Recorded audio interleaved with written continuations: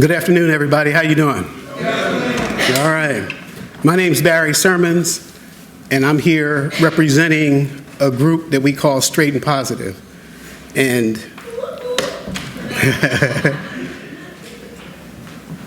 and the topic for this meeting is facing their fears.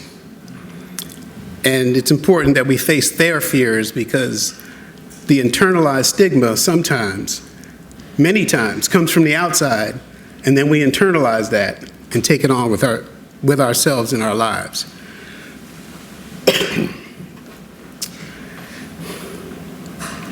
So first, I want to thank this conference. This is my second year being at this conference. It's an amazing opportunity, and this is one of the only forums where they talk about straight or heterosexual men or women. And I've been going to conferences for a long time. Yeah, so let's give it up to Howard University and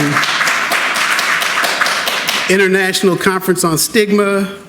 I want to thank Patricia. I don't know if she's in the room, but I want to thank her as well. And the committee, and let's talk about facing their fears. First, I want to shout out to Derek Robinson, who started the Straight and Positive group. I met Derek about 2 years ago at this conference called Living Positive down in Florida, or Positive Living down in Florida, and there was a session for straight men, and I went in. I'm like, I've been looking for y'all forever. And we connected, and I guess that was in September, and then by November I was here at the conference. That's how close we got. And every Tuesday night at 7:30 on Zoom we meet, and there's a nice core of us that meet every year. Every Tuesday we support each other, and we talk about the issues that are important to us. So for our agenda today, we're going to talk about some numbers, because without the numbers, no one knows we exist. I went to the U.S. Conference on HIV/AIDS, I guess it was about 5 years ago now, and Dr. Fauci was on stage showing some pie charts about the numbers of people with HIV and the transgender men stormed the stage, took the microphone from Dr. Fauci and said, how come we're not up there on the pie chart? Right? And I remember having tears in my eyes because they were advocating for themselves, and I've been talking about, why aren't we represented? So I done stormed the stage, y'all. I'm bringing my own numbers. I'm bringing my own numbers tonight. So we're going to do some introduction. We got some panels here.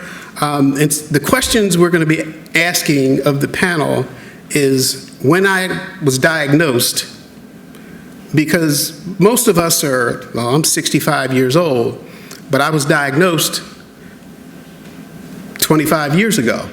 So I was a real different person then. So I can relate to somebody who's diagnosed at 40 years old now.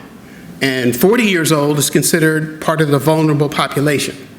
But 65, people are still contracting HIV at 65, but there's more that are between 25 and 40.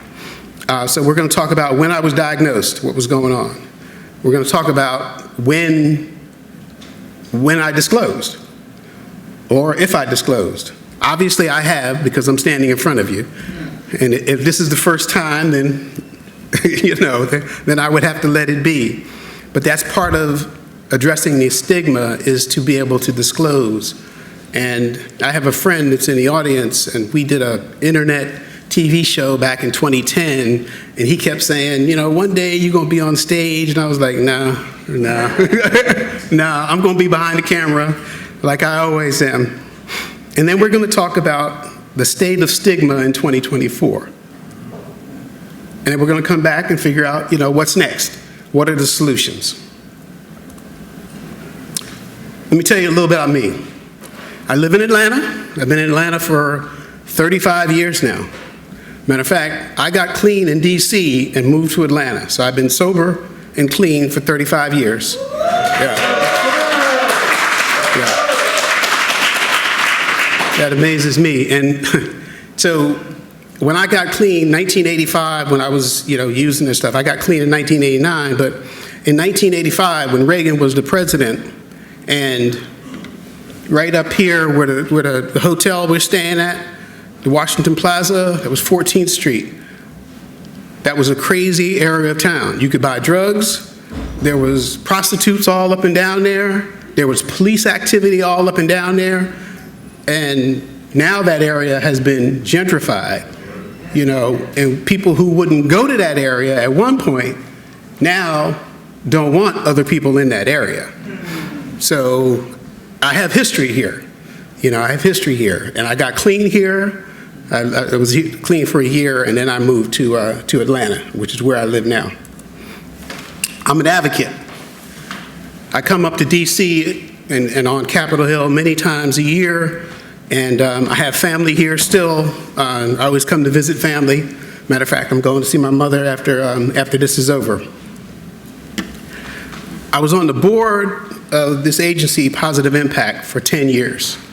I was the person living with HIV, the person with the experience, the lived experience that spoke to the agency back when it was a $7 million agency. And they wanted my input, especially because most of the conversation was around men who have sex with men, right? And so I had a different perspective that I was bringing to the board. And they valued my opinion. Well, that agency now is a $60+ million agency, and my opinion is no longer welcomed after 10 years. I tell the truth. I'm sorry. I just tell the truth. Matter of fact, I tell the truth, and I'm not sorry. Unapologetically, I tell the truth. So here's a picture of me. So I advocate for all people. I believe that advocating for people living with HIV, period, is the way to go, right? Because unified, we do well. And there's a political party that whatever the leader says, everybody goes with. So if we had a unified front like that, imagine what we could do. We could control our own narrative. But here, this is the Atlanta Pride Run, and I'm being honored by Aid Atlanta for being the Community Advocate of the Year here. So I advocate for all people. I'm a filmmaker. So back in the day, I went to college and it wasn't pretty. My dad died when I was a sophomore in high school, and I was lost. And I went to school and I partied, and I'm sober now, so you can imagine what I was doing then. But they asked me not to come back, right? 2 August ago, I went to Georgia State University. I'm a full-time student, and I'm in the film and media program, and I just finished my first short film. So, I was a filmmaker, y'all. And it's amazing because being on this campus is similar. So I'm 65, I'm 3 times older than most of the people I run into. But, we transfer information back and forth. And I'm in class and they're talking about eras that I grew up in, civil rights era and all that stuff. And they look at me like, how do you know this stuff? I was like, because I come from a family of activists. I come from a family of people who were actively involved. My Uncle Leroy he's gone now, but there's a senior center named after him. My Aunt Evelyn, there's a library named after her. My family, they served on the board of directors for the hospital in Somerset County, New Jersey. And we marched and we sang, and we did all those things that we did back in the 60s. So advocacy is in my blood. So This picture here is one of the times, so I live in Atlanta, Georgia. John Lewis was my congressman, and we would go up for a thing called AIDS Watch, and you know, me, I'm a healthcare and human rights advocate. That's what I am. So I go up, and I was talking to him about healthcare, and you know, it was always good being in his office because, you know, friendly audience. You know, we would talk about great things, and in here we're talking about this picture where this is a march where he's arm in arm with Martin Luther King and Coretta and all them, and that's one of his favorite pictures. And so he was telling me about this picture, right, and it behind him, and I said, well, you know, we stayed with Uncle Leroy, and my dad went to work, and my mother got on a bus in New Jersey and came to the March on Washington. You know, and I'm thinking, yeah, and she came and she heard you speak, and you know, and you're a hero, right? And he looked me in the eye and he said, tell your mother, thank you for your service. And it was at that moment that I realized that we are all connected, you know, and the leaders can't lead if the people who need services are not there to support that leader, you know, and I get teared up when I hear that because I always thought that you had to be some big thing to do something. And now I realize that I could just speak my voice. And by y'all acknowledging, I realize that what I say is hitting home. I realize that what I say is real. I'm a global scholar. I got a chance to study abroad this past time. Going back to school was the most amazing thing I've ever done in my life. I have a vision board, right? And a couple years back, I wrote that I wanted to travel, and Johannesburg was #1 on the list. I hadn't looked at that in years until recently, and my first study abroad trip was in Johannesburg. You know, so we can speak things into existence. I realize that now. So I went to Johannesburg and then Cape Town, and we went before their elections. You know, so it's 30 years since apartheid, and I went for the elections, and we studied, it was an Africana studies trip, and we studied the political climate there. You know, and the political climate 30 years ago was you could get killed for your political views. And while we were there this time, nobody was willing to really talk about candidates. They were really willing to talk about issues, but they weren't willing to talk about candidates because it was dangerous. And, or they perceived it was dangerous, you know, and so the longer I was there, actually, I was there for 2 weeks, and I came back home for 2 weeks, and then I went back on another 2 weeks, and that was in 2 weeks in Cape Town. And the more I learned about colonization and stealing minerals and resources and what I call the apartheid playbook, which is so similar to the Jim Crow playbook, and I drew the connections, and I did an English comp course. I was there for 2 weeks. I had to write 10 papers. I thought I was on vacation, but no, it was there. It was, they call it study abroad, okay? So, but the more I was there and the more I looked at the issues and listening to the speaker today talk about what's going on in Palestine, things have been going on for a long time that are pretty much from the same, let's dehumanize people, and then let's separate them, and then let's control them. And the longer I was over there, the less proud I was of what we did over here and what we do over here. So that's from being a student. So, like I said, I come from a legacy and a family of heroes. My sister and my brother both do healthcare advocacy work. Okay, my sister, matter of fact, she's a graduate with an MBA from Howard University. I think I'm supposed to say HU. You know, and she's a healthcare consultant, and she's worked for all of the insurance companies. Stigma, Aetna, Blue Cross Blue Shield. She's currently as a consultant for Kaiser, and she believes in taking care of people. And I think the way she says it, she's compassionately committed to healthcare outcomes. And my brother, he's an overachiever. Like I said, our dad died. I was 15, he was 5. So he's definitely an overachiever. He's got a PhD and a master's in social work. He got a PhD in engineering, right? And he thought that he could make a difference because he worked on public transportation until he realized that public transportation decisions were made politically, not based on the needs of the people who needed the system.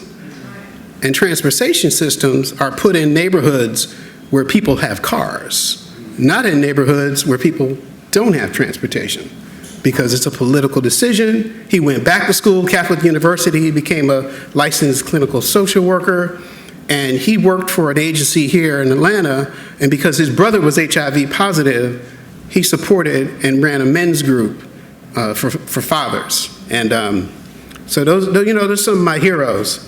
And one of the things, and the reason I bring them up, is because my brother did a podcast, and he talked about how agencies don't necessarily do the work that they really say that they're going to do. They do the work of keeping funding, and so I'm just going to quote from his podcast. If we do the work and really understand the populations that you're concerned about and the outcomes that you want, he said, well, let's start with what outcome we want and we want to do the impact in, and what population we want to impact, and what we want the world to look like for them. And compare that to what does the world look like for them now? And that should drive your decisions. But and I'll do another quote from him a little bit later. But anyway, so we're going to move on. So now I'm going to do this by the numbers. Like I said, I was going to give you some numbers. This is me storming the stage and putting some numbers up here. And there's a program out there, it's called AIDS View. I told you I went to conferences all the time, and the CDC does this thing called AIDS View, and it's an interactive map.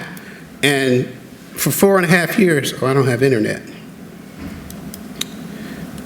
Excuse me a second, folks. I was supposed to log back on. So for 4.5 years, what happened is I'd go to their table and I was saying, well, how come heterosexual men aren't listed here? And they were like, well, maybe we'll do it next year. And I finally went one year and we were listed. And I was like, and they were so excited to tell me that we were listed. So this is AIDS View, right? This is an interactive map. And I'm going to show you some pages from it later on, but this is the number of incidents of HIV by county in the United States. And so a friend of mine, who's one of our speakers, he wanted to know what it looks like in New York. So I can come up here to New York, and I can zoom in, and I can tell you that there's 8,989 people living with HIV in the state of New York.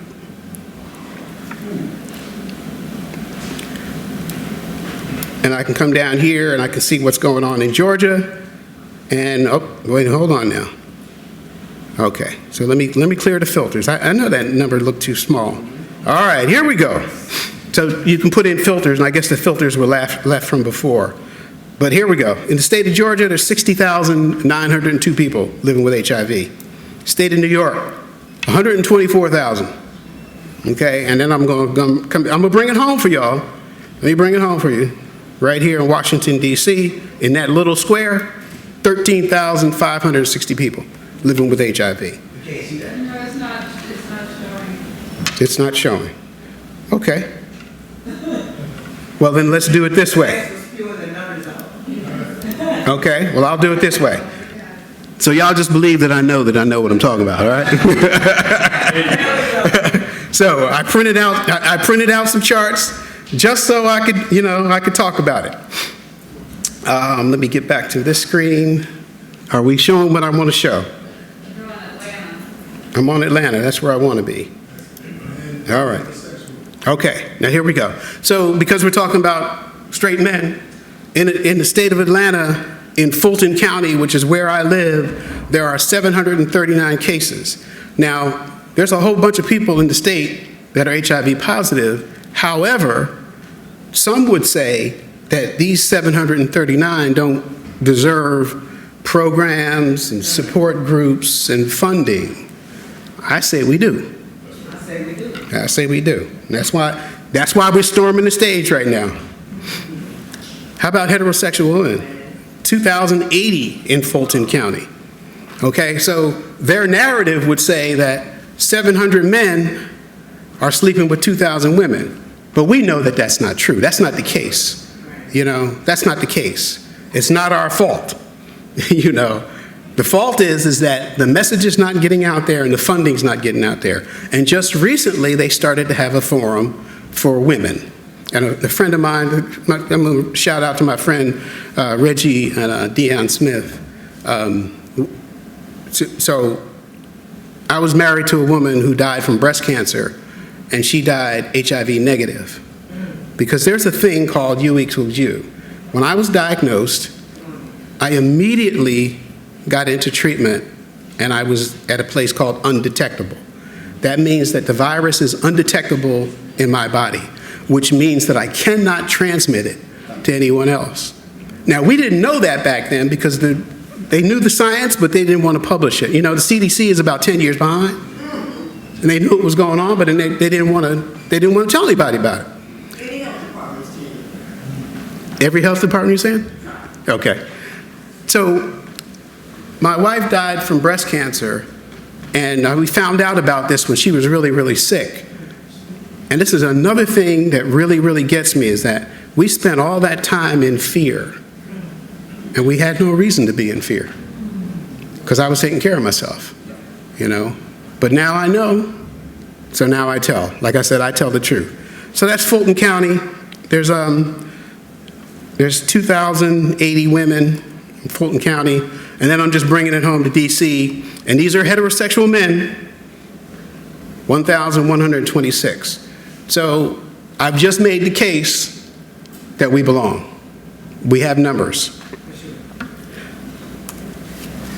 Amen. My man, too many of us believe our differences define us. Now, I told you I serve on the Ryan White Planning Council. I serve, because that's what I do. You know, my motto is live well, help others, and serve.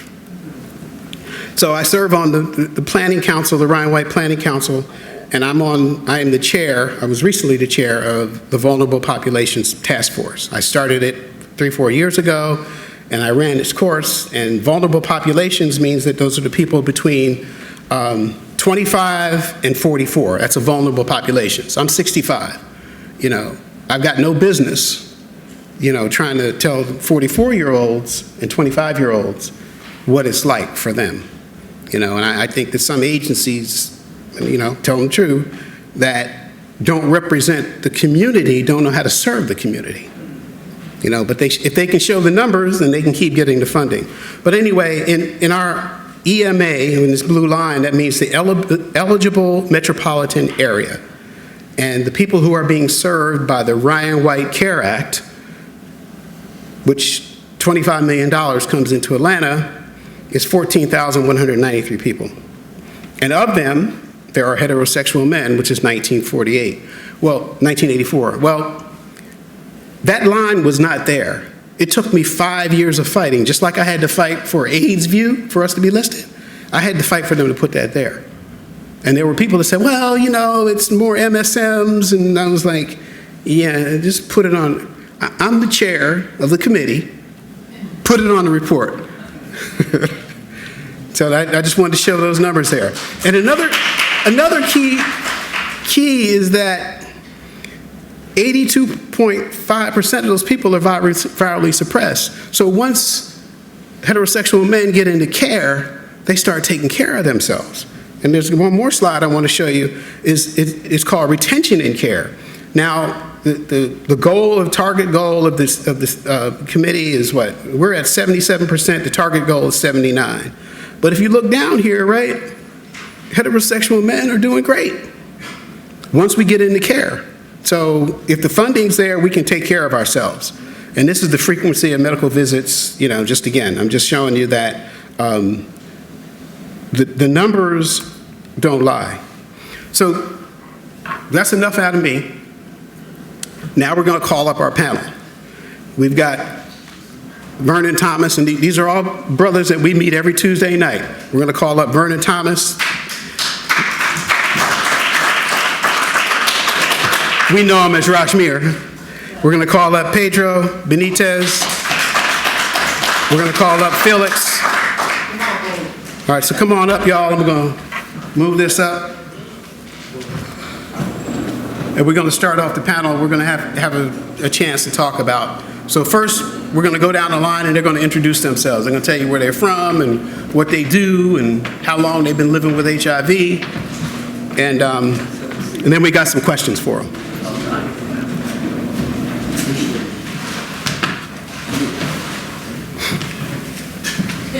I guess Felix is going to sit close. I guess you go first then. Well, That's like musical chairs, right? Music stopped and you're up first. So introduce yourself, my brother. Tell us who you are. good evening, good afternoon. Good afternoon. My name is, You guys got your mics is it on? on? Am I on yet? Hello. Testing. Hello. One, All two, right, one, you guys two. are on. Am I on? All right. Thank you. All right. My name is Felix Searles. And let's see. First off, I was a paramedic, a licensed vocational nurse. Went into service because a lot of times we demonstrate what we need for ourselves by giving it to other people. I lived in San Francisco. I had a knee replacement, and in acquiring that at this Catholic hospital, I went back to work. I would go from the hospital to the ambulance, and I worked at a place called Garden Sullivan, which was the first in-stage facility for GRID, gay-related immune disorder.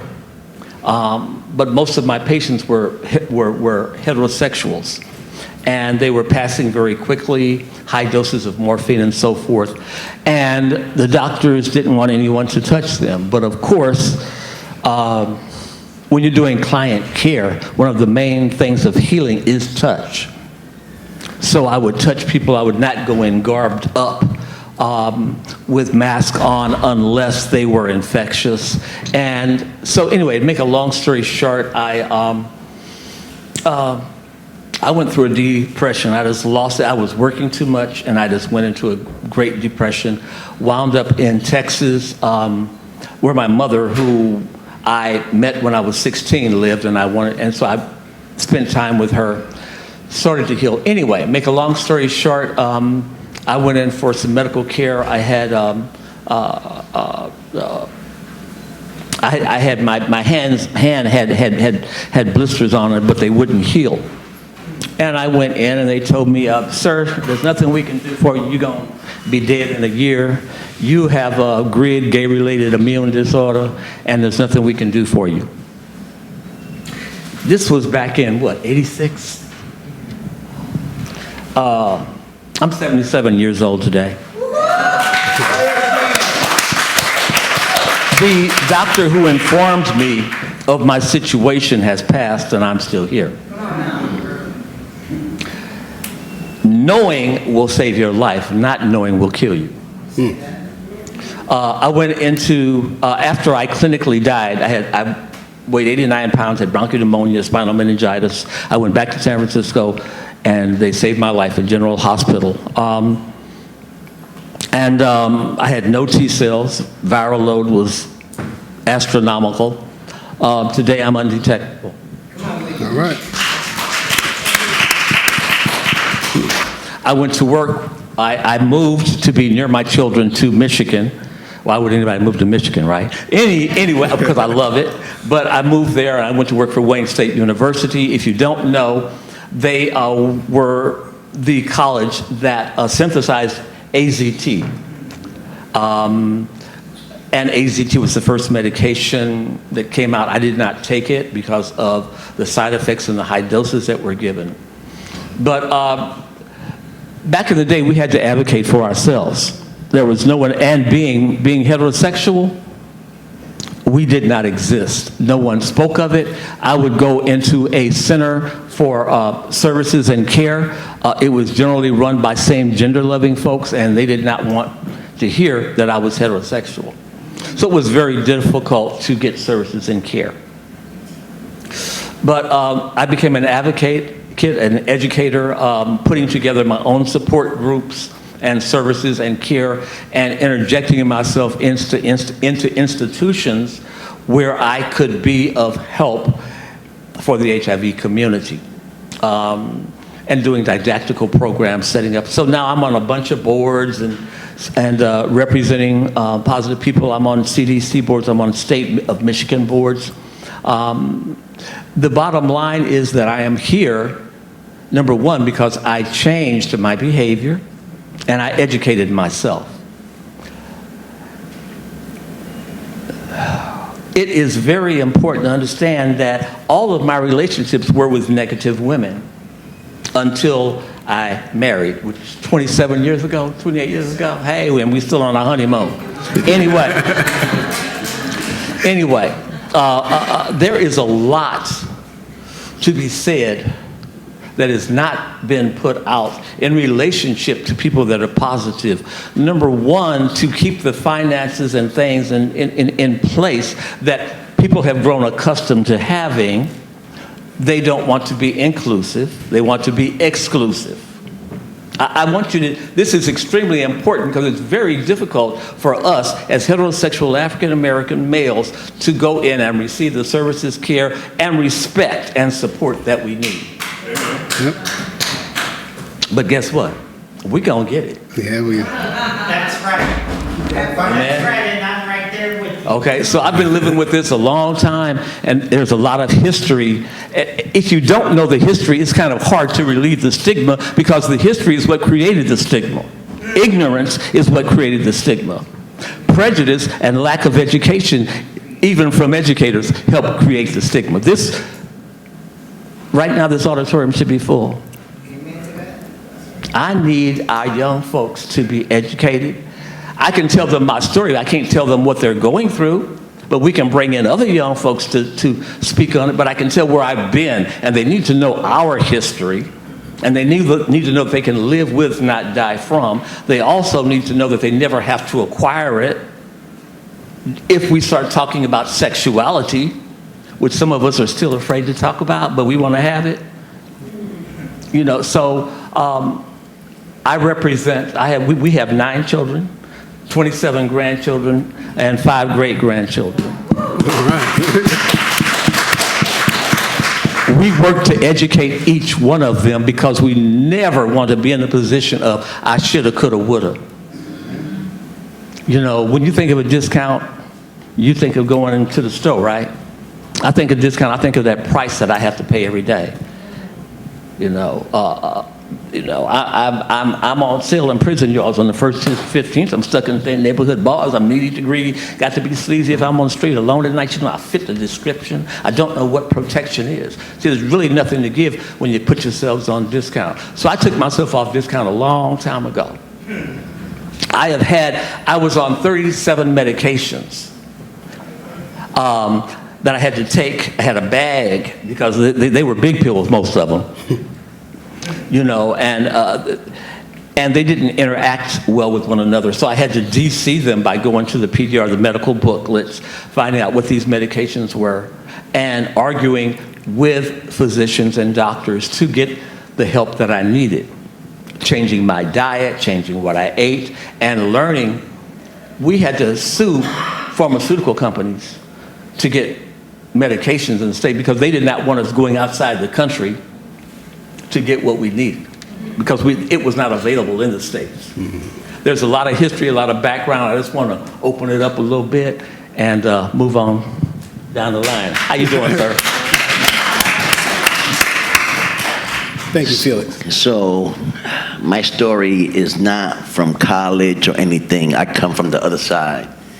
I come from the gutter, from the neighborhood. So, I was diagnosed. I used to work for a fencing company, and I went home to my wife, gave her my big check for 15 days, and died in front of her. She took me to the hospital. I woke up a month later, and they told me, "Oh, you have AIDS." And me being a care manager for a long time, I said, "No, you mean I got HIV?" They was like, "No, you got AIDS." So I'm about to give you some education while telling you my story. So I said, "Give me an RNA because I don't believe you." What I just asked them to do is, it's very expensive, to test the type of HIV that I have to see if you're correct or I'm correct. I was correct. I have a different type of HIV that most people don't. 99.9% of people in the United States have type 1 HIV. I have type 2, which comes from Africa. I was a sex worker for women in Miami when I was 22 years old. I used to play the Miami Hurricanes arenas and target the African women that were there. They didn't know a lot. I was homeless. It was an opportunity. I've been positive now. Well, I was told that at the age of 33, I had been positive 10 years prior. HIV number 2 can take up to 10 years to infect you. And you can take any test in the world, it won't tell you. So my testament to people is, you can't tell me you're positive. It ain't come out yet. If you're having sex, you don't know. It ain't come out yet. I was the same woman. She's negative. I'm here by the grace of God. I've died twice. I was in a coma for a year and a half. I was in dialysis for 4.5 years. Don't ask me why. Look up and ask. I'll end my story right there.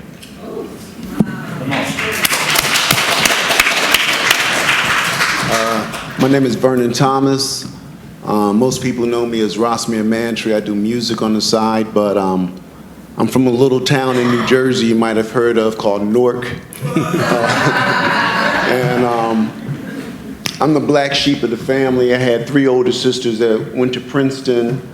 I went to William Patterson. I like to say that I was studying to be an astronaut because I took up a lot of space in school. You know, I learned to DJ, and that was my thing.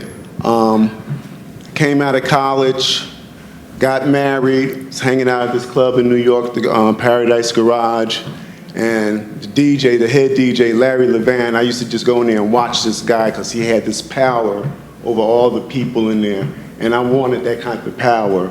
And it was crazy because this was a gay man, and I'm straight. And at that time, all the big DJs were gay. And then they started dying from AIDS.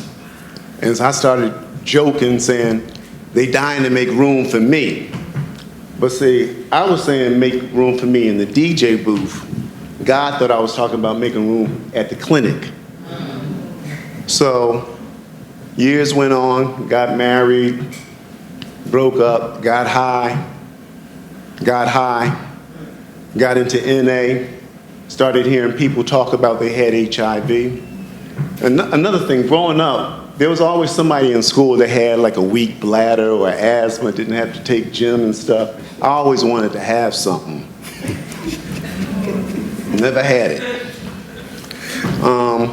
Got clean, and they said, when you get clean, you do what normal people do. You go to the doctor. And that was my first mistake. I went to the doctor.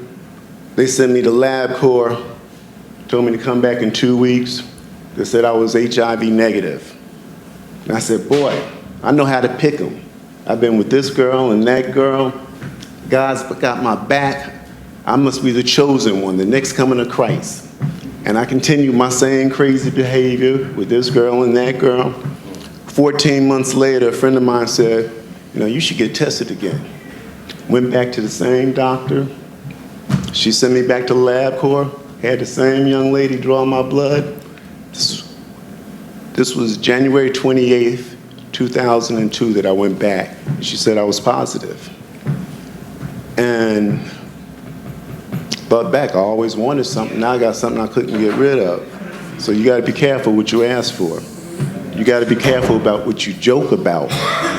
My biggest fear was the way I used to talk about people that had AIDS and HIV. I thought people was talking about me like that. So stigma for me starts with myself. What I think. It don't matter what you think about me. It's what I think you thinking about me. And what I think, well, back then, I thought you thought the worst of me. And because of that, I was afraid of infecting anybody. So the day that I found out, I went to an NA meeting. I raised my hand during the burning desire. I said, I went to the doctor today. They said, I'm sick. I got HIV. Everybody hugged me. This one brother came at me at the end of the meeting and said, look, you're not sick. You got a disease. And from that day on, I went on talking about I had HIV. I was working in the fragrance industry. My siblings, they didn't want me to tell my parents because they figured they was both going to have heart attacks. But it wasn't fair to my parents or to myself because it wasn't allowing them to be my parents. And it wasn't allowing me to be the little boy that I was who was turning 42. Because no matter what, you still need your parents' love. And, I was on my HIV medication, and they thinking I'm getting high again. And it was really rough dealing with that. But as far as I know, I've never infected anybody. Also, when I first went to where I work now, I did an intake the day after I found out, and I looked at the people in there, and I got sick. I was like, I can't do this, because everybody looked like they was on their deathbed. I went back to work. 6 months later, I got fired, went back down there, and I saw those same people, and they all looked better than me. They had their weight up. They was on drugs then, and got clean. So don't judge a book by its cover. Another thing is, don't look at the messenger. Listen to the message. There wasn't a lot of straight men that was in NA with HIV. The ones that was in there got it from drug addiction. That wasn't my story, so it was difficult for me to relate. I went to the men's meetings, the women's meeting, alternative lifestyle meetings, because I wanted to live. So I got a lot of help from the gay community. But I just lost my train of thought. I'm getting old, I'm 64 now, so I'm not as young as I used to be. But like I said, I got a lot of help from the gay community. And there was a gentleman there, he was on meth, had AIDS, and he had prostate cancer. He used to always want to talk to me. And I didn't like talking to him because he'd be there nodding half the time. January 3rd, 2020, I found out I had prostate cancer. My T-cell, my pH, the PSA was at 16.3. They start looking at you when you were at 4. And so I was putting nails in my coffin. I did radiation, finished the radiation in June. July 21, it came back and spread to my stomach. I did radiation again and had to take hormone therapy. Ladies, I don't know how y'all do it. I did hormone therapy for 9 months. It killed my sex life. I gained weight. I was very opinionated. I was very emotional. If you compliment me, I cry. If you yelled at me, I cry. I had hot flashes, night sweats, and got treated, did that. Then I wound up with skin cancer on my back. And then this past June, the cancer came back and spread to right here. So I did hormone therapy again. It's almost out of my system, so I'm still very emotional. And if you want to, we can have an Oprah hug and all of that. But stigma is still what's in my head, how I think that you think about me. And so the whole world knows I have HIV. People tell me I'm very transparent. I remember back in the day, they would say, I can see right through you, but that was a bad thing because that meant that you was lying. So I was a little worried when people said that they could see right through me. But all you can do is benefit from me. I find people, they're so worried about they get HIV, I never could be with anybody again. Yes, you can, but learn about having HIV. Would you want to drive cross country with your nephew who just got his license? He's 17 years old. Or would you feel better driving with his father who's been driving for 30 years? So it's the same thing with HIV. Look, I just got diagnosed. Excuse me, my name is Vernon. I got HIV. Would you go out with me? No. You're scared. You're a wimp. Look, my name is Rosamir. I got HIV. I've had it for 22 years. I work in the field. I'm an HIV counselor. Do you know what undetectable is? I've been married 4 times, 2 times negative, 2 times positive, and I'm a happy man right now. My wife, I met her when I was 12. I do music also. You can look me up, Mantree Records. I just put out a song about when I met my wife. It's called My Tia. I'm going to turn the floor over to everybody because they'll throw us out of here before I stop talking. So that you did a good segue. Thank you. So now we're going to talk about, when I disclose. And I'm just going to say that I tested because the woman who ultimately became my wife, Magic Johnson, came out and made his announcement. And she called me up, Barry, you need to go get tested. You need to be, matter of fact, she lived in D.C. at the time, and we got together when I lived here, and then I moved to Georgia. We kind of did a long distance thing. But anyway, she said I should get tested, and I ultimately went out and I got tested.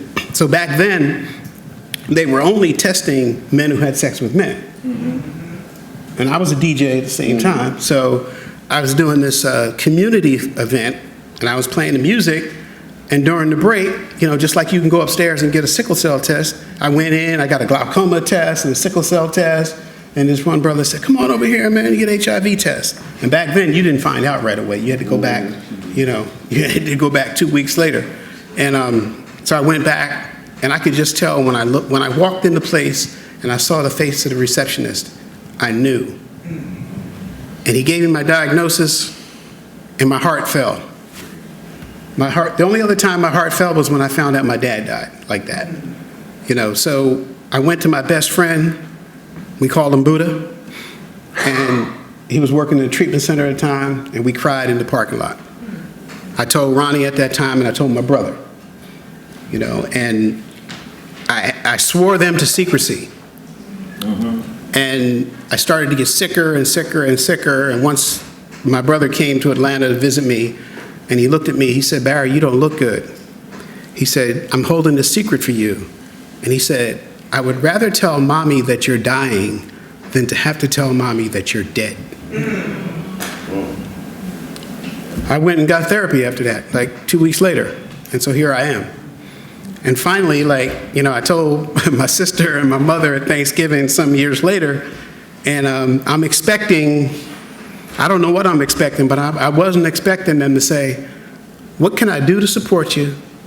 We love you. You're going to get through this one too. When you disclosed? Disclosing. When I found out I was positive, I wanted to change my life. Because I was, I'm kind of stubborn.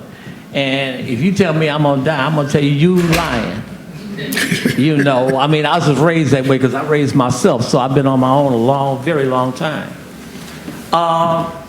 Like I said, I went to Texas, and while I was there, and when I found out, the first thing they said was, shh, you did not tell anyone.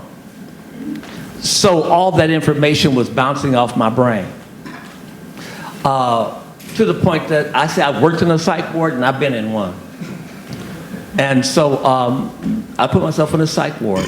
And those people were so insane that they brought me back to sanity. I didn't tell them what I had, but they knew that I had some issues. They knew I had a problem. So when I got out of there, I went to my mother's house. And I sat on the floor in front of her and revealed to her that I was positive. And at that time, you were generally given 3 years to live at the most. Mm-hmm. And she made me promise her. She said, son, I love you, and you've got to promise me that you will outlive me. And I promised her.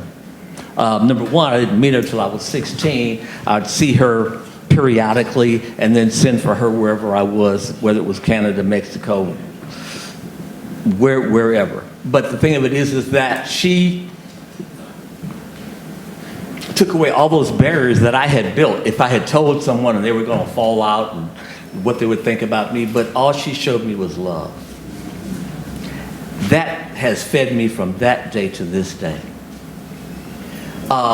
When I started to reveal that I was positive, it took a barrier off me. At the same time, like I said, I lived in Texas a little while. After I left, one of the girls that I was going out with and she'd go to meetings and all that. Anyway, make a long story short, it was reported to the police that I was positive and that I had sex with this young lady, and so they put me on Texas's most wanted list. As a person who was positive, black, and who had infected somebody, so it was all in the paper. I had moved back to California and clinically died by this time. And when I came around, I was put in, I was arrested. And I coded 3 times in jail. The judge wouldn't see me because I was so emaciated. Refused to see me. Eventually, they dropped the charges. Texas apologized. They put me in a care facility for 6 months, and I started to rejuvenate. And so I started, because it was in the papers everywhere else, I said, well, I might as well let everybody know, and in letting them know, help other people who were positive. So we formed cadres, because we didn't have agencies then. We formed cadres of people that would come together. It didn't matter what your sexuality was. We were going to help you if you were positive. And so it became a habit of revealing my reality, because that was extremely important for me not to have to hide. Secrets will kill you. And with HIV, you will die very quickly. That's why I started support groups, care services, because I know how important it is to give people the help that they need and the respect that they need from clinicians and so forth. So I really revealed. I've been in with Pause magazine and newspaper articles about being positive, because it was extremely important to me that I save somebody else's life. You know, I started out as a paramedic and LV and all these things, helping people, but I had to learn how to help myself. And one of the things that helped me was being honest and being real. He's got a mic. All right. Double mic. Pedro, When I was diagnosed, when you disclosed. well, I didn't have to. Okay. When I woke up out of a coma, my 300 people from my family were all there, and they knew before I knew. My mother was a care manager from the 80s in Miami. My uncle was in the war in Korea, and he knew a lot about HIV. So with both of them, I helped manage my HIV. I don't think I've ever had issues with disclosing. Like, like a year ago, a young lady was trying to talk to me, beautiful young lady, and you know, my first thing is, oh, I got AIDS. So most times, I expect you to walk away. You ain't hurting me, that was the purpose. But sometimes you come across people that she was like, so, are you undetected? That's a different language. That's a different language, and then we engage in conversation. I was like, baby, I've been married for 25 years. We ain't going nowhere. We could be friends, but that's about it. I don't know. I don't like to talk about me too much. I've done too much in life, and I come from the gutter, and the gutter is not to be talked about. No, but I think I talked to Reggie earlier today, and I said I don't do stigma. In my town, everybody know I'm positive. The women talk about me. I don't care. But I will pay a man to talk about me. I'm still ghetto. I was a boxer for 15 years. I played semi-pro football. If you talk about me, there's going to be problems and repercussions. So, but I teach my HIV at the same time. I'm very rough, but I try to stay on the right side of the line because I'm full-blown Puerto Rican. I just wasn't in the oven a bit long, but I'm part of the family no matter what. I'm gonna just stop there. All right. Well, I disclosed from day one. You know, I went to a meeting the next day and raised my hand. I couldn't disclose to my parents because of my siblings. And I did a video with UMDNJ Hospital in this place called Broadway House. And I was doing this poem I wrote called The Package, and I was dancing in it. So I brought the video home for my parents to see, and my father's watching it, and all through the video, I'm saying, I have it. After the video was over, my father was like, you see, this is what I tell you, you gotta be careful with these people out here. And I'm like, I'm one of those people. And he left out of the room, went into the dining room and started crying. And my mother said, well, same thing when she found out I was getting high. I knew something was wrong with you. Then she was like, I think your father might have it because he was just a hoe. But he didn't have it. But see, for disclosure, I learned that, like you said, about having HIV, for me, it's like having a backpack filled with bowling balls. Mm-hmm. And every time you say that you have HIV to somebody, you're taking a ball out your pack. And eventually that backpack is empty. Now you can put some new shit in it, or you can take it off completely. You know, I choose not to wear a backpack. I talk about what's going on with me. You know, HIV has given me my opportunity to be a star. Yeah, any of y'all heard of Grace Jones? Yeah. She had an album called Slave to the Rhythm, and it states, this is what Edith Piaf used to say, use your faults and use your defects, and then you'll become a star. My fault is I'm a recovering addict. My defect is I have HIV. It's kept me employed all these years. I'm not ashamed of it. If I can't tell you I have HIV, that means I'm ashamed of myself. There's nothing wrong with me. Yeah, I was a bit of a hoe, but I wasn't that nasty. I had risky behaviors, and that's what all of us have, risky behaviors. You know, you can tell yourself, I'm with one person, I don't cheat, but you only know what you do. Actually, you only know what you've done. You don't know what you will do. And I'm not telling you to start checking on your wife and her phone or your husband and all that, but you don't know. I found with me, because I was a cheater all my life, and because I was cheating, I thought that they was cheating. I don't cheat now. I ain't worried about her cheating. I miss my wife right now. I want to go home.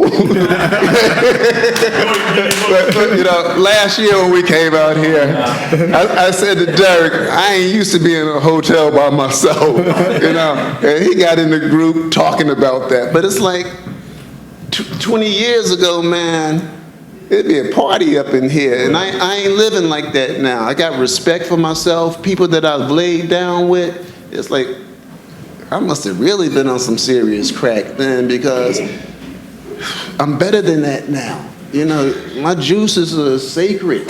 You know, I can't, I might look and smile, but that's it. That's it.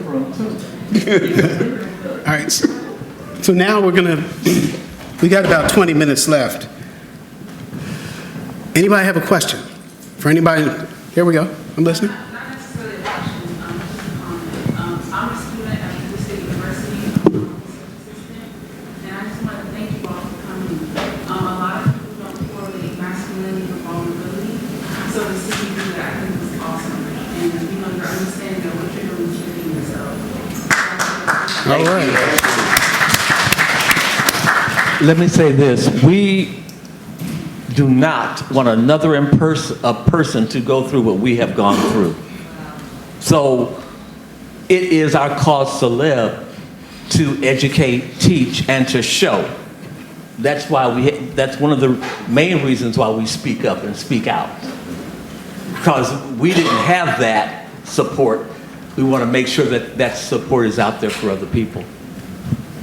Anybody else?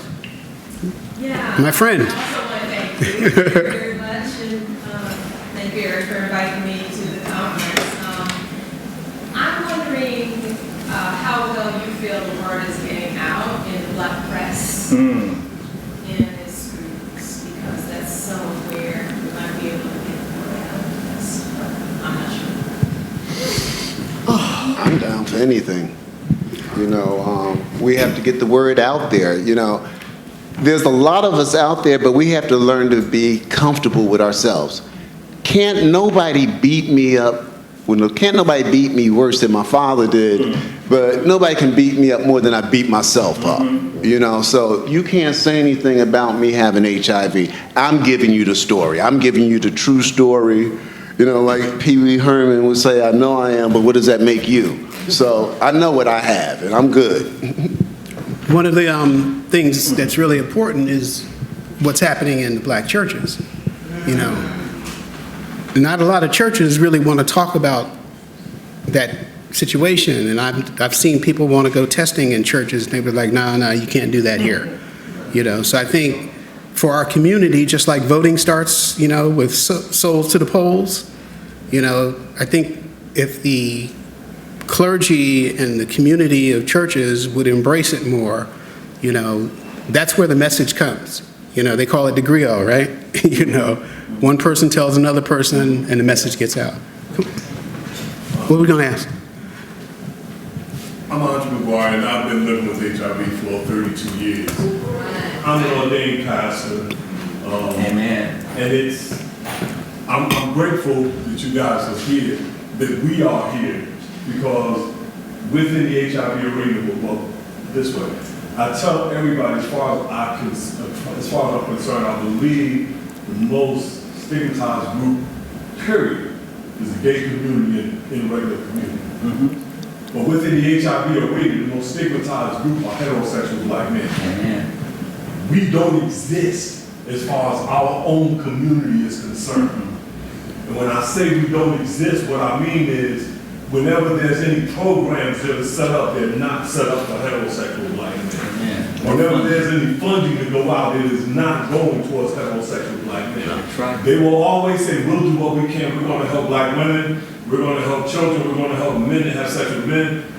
And then they say they're going to try and get to zero. I wrote an article that went into NEMAC, their magazine, heterosexual Black man, the key to getting to zero in the Black community. That's right. In this country, there'll be more Black women to get HIV than any other women in the country. That's right. They are getting HIV at levels higher than anybody else. Those black women will tell you they got HIV from a heterosexual black male. How can we not address heterosexual black males and think that we're going to affect HIV in the black community? When we talk about, and I say this as well, many times the key as far as I'm concerned is understanding the area that you're going to. I've been on panels where I set up panels for pastors to talk about HIV. I was appalled at one of them. Well, I've been knowing him for a long time, white guy gay. He said, well, the problem is y'all need to change the way y'all doing Sunday school. No wonder you can't come into a church, because they've been doing Sunday school for a little while. And it's going to be hard for you to come in and tell them something like that. We set up, and I'm from Hartford, Connecticut. I'm on the planning council there, been on the planning council, been chairing the planning council, done all kinds of stuff there. But we developed a PowerPoint presentation for the pastors. I wish you would not come. They know how I am. You know, I don't mind letting you know, and I will walk you through the book and explain to you through the scripture why you need to be here supporting what we're doing. We must have had between, I guess, 10 or 15 pastors coming in, but there had to be about 12,000 members in all of their congregations. We got them to put little placards with the actual statistics about who's getting HIV, who's dying from HIV in their bulletins when they had when Sunday came. So we are able to get the information out. We have to learn how to meet people where they are, not try to make them come to what we believe they should be thinking and doing. That's When right. we're dealing with HIV, we need to realize we have to have a safe space for everybody. And I do mean everybody. I don't care if you're gay, black, white, or indifferent. You know, we need a safe space for everybody. Because the key is, HIV don't care if you're gay, straight, or nothing else. HIV is still HIV. And we need to attack it that way. But as long as we try and pit our community against each other, we'll see that money not going to where it needs to go. When we get together, and I don't care who you are, we need to be able to stand together to fight. We need to make sure we got a safe space for everybody, because I don't care who you are, at some point you're going to run into some problems. And you're going to need to talk to somebody. I was a program manager of a program, and that was our motto. This is going to be a safe space for everybody. We had a Spanish speaking group, we had English speaking group, we had a gay group, we had women's group. But every one of those groups, if something was wrong with you, you came to that group whenever, I don't care who was in there, and they were going to allow you in that group. You know, we had one brother, black guy, he came to a group, it was Tuesday, and his mother had just died. He was thinking about going out, just getting high, just forgetting about it. But he remembered we had a group on Tuesday. It was a Spanish-speaking group. He came to the group and he told everybody, look, I'm glad this group is here because I'll have anywhere else to go. That's where we are. Either we're going to learn how to deal with ourselves, or we're going to recognize none of us are going to have anywhere to go. We have each other. We are all dealing with HIV.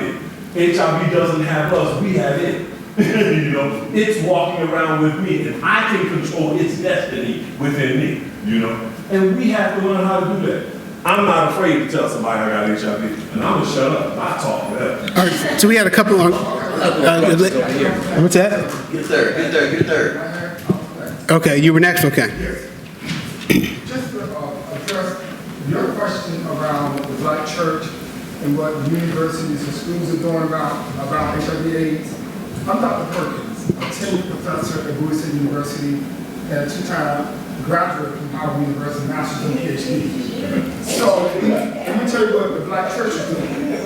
Number one, HIV/AIDS, 160 years, Metropolitan Baptist Church. We have an HIV/AIDS ministry. And we're going to have a Shades of Resiliency Empowerment Brunch on December the 1st. It's been on HR radios every Sunday. They can't stop talking about it in church.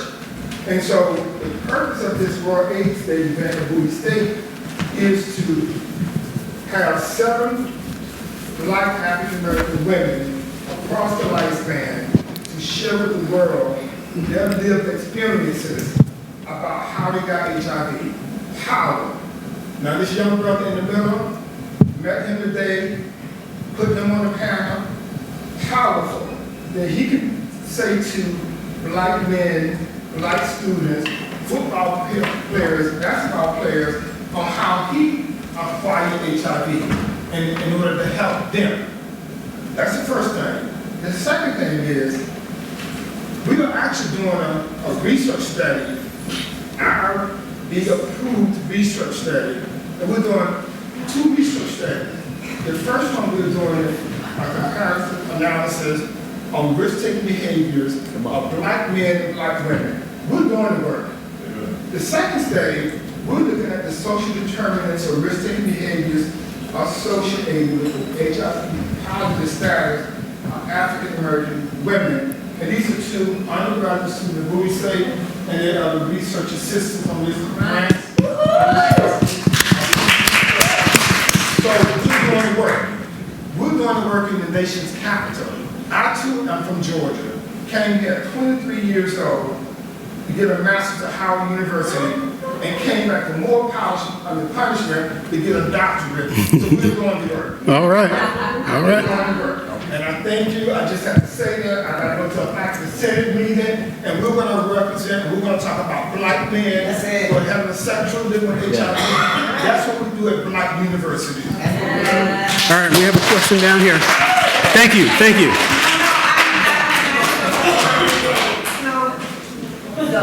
Thank you all for the opportunity. You got the mic. 4-time graduate. No, I don't need a mic, I'm an educator. You can hear me? Yes.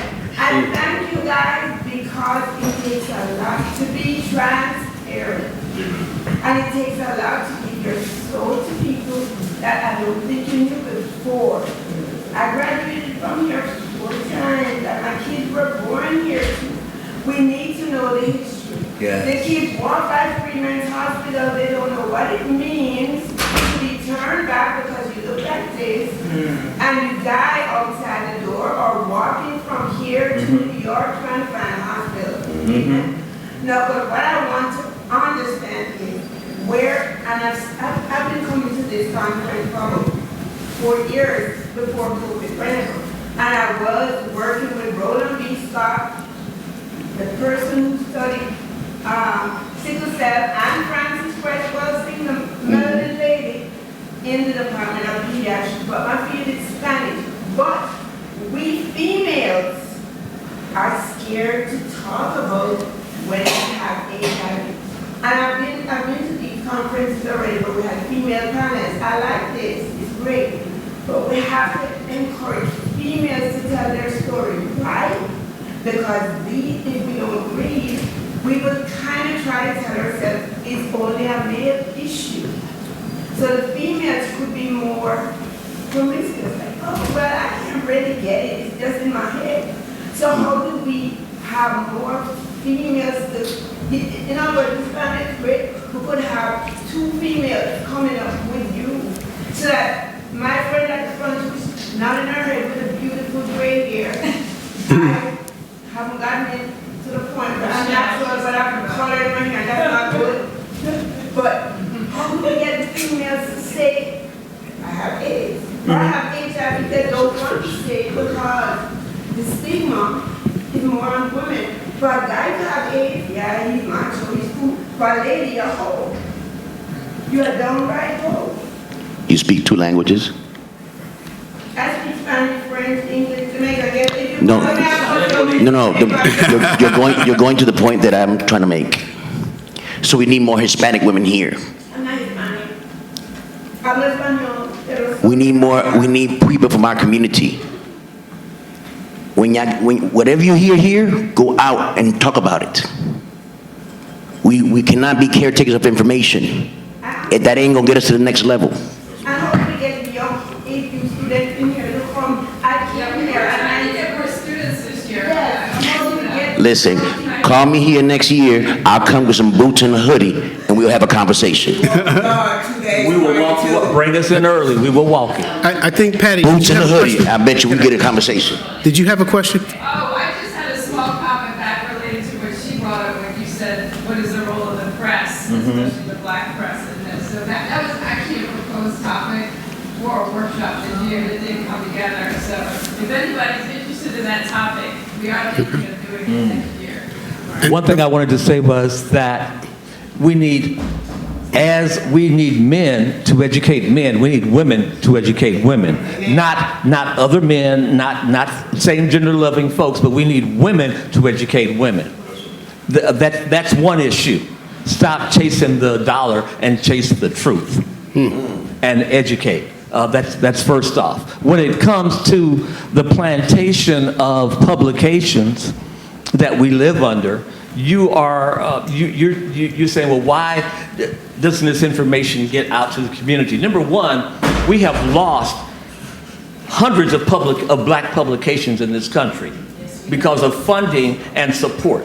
The education that we need to get out, the only place left just about are the churches if they will do it. And I work with my wife and I work with a group called Gospel Against AIDS, where we go into churches of all denominations to educate. But it's how you go in. You don't go in to accuse, you go in to show respect and love and to educate. So it's the way that we go about doing things, number one, and who we include and which silos of money we're chasing. Before we go to Reggie, Derek, you had something you wanted to, Patricia, could you come up, please? Yeah. Yeah, we know. Come here, Patricia. We're going to make this quick. Patricia and Lisa, we got to come up to the front. My name is Derek Robinson. I found y'all see the straight and possible, straight and positive, strong as possible. You know, Howard University gave us a platform as heterosexual men. Yeah. After 40 years, Howard University. And somebody at IAS in Canada told Howard University about us, and y'all invited us. I don't even remember. I don't know how. To be honest. Yeah, that's how. I don't know. It just happened in the universe. And from there, I began a group in Africa. And so what we do, I fund them. The children make the beads, and it pays for their education. It's $3 a month for them to go to school. And this is our group, straight and positive. But I'd like to present this to you. I would like to present this to you. But that's from my group, and that's from the children in Africa, because y'all keep giving us this platform, and thank you. I would like to thank Ms. Michelle, because of the first presentation. She spent about 3 months after me get that presentation together to say, Derek, you got it, you can do this. And from there, she made me, I'm on the board, We Think for a Change, and run a men's group there. But thank all the women that stand behind us. All the women that stand behind us, but we cannot let y'all take over what we're doing.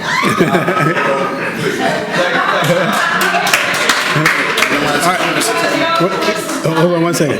Yes. All I want to say, to get the men, the women have to bring the men. Say it again. To bring the men, the women have to get at men. Say it again. To bring the men, I was about to curse. We heard, everybody here heard that word. Bring the motherfucker, talk to the men. There's more men will come up if the woman that he's with or he's around brings him. He ain't gonna come by himself. We don't like to know that there's something wrong with us. But if she tell us, oh, we need to start going to the doctor together, I better turn around. Facts. All right, so we had one last question. Reggie, you had a question for us? Questions? So based off of what Dr. Ferguson kind of took the panel that was having on the but I want to say thank you for the vulnerability. This is my second panel dealing with HIV and stigma. So it's very empowering to watch you on your stage and just personally and just genuinely talk about what you've been through. And hopefully me and my partner can get us together so we can collaborate and do another protest that maybe for the third time and do men and women and not just African American women. All right. So you had a comment, and then we're going to close out after that. No? No, simply but that we talk about media and getting our story out there, but we have the power to do that right in our hands. So if you shot some video and you post it, send it to someone, and because we are, it's on video. So, But you know, yeah, and we want to make sure that we get it out there. So. Yeah. all right, so we're out of time, and I want to thank my brothers. Thank you. Thank you for Thank you. bringing it. Bringing it. Thank you all for coming. And I'll see you guys on Tuesday, but you'll only look like about this on Zoom. Thanks a lot. All right.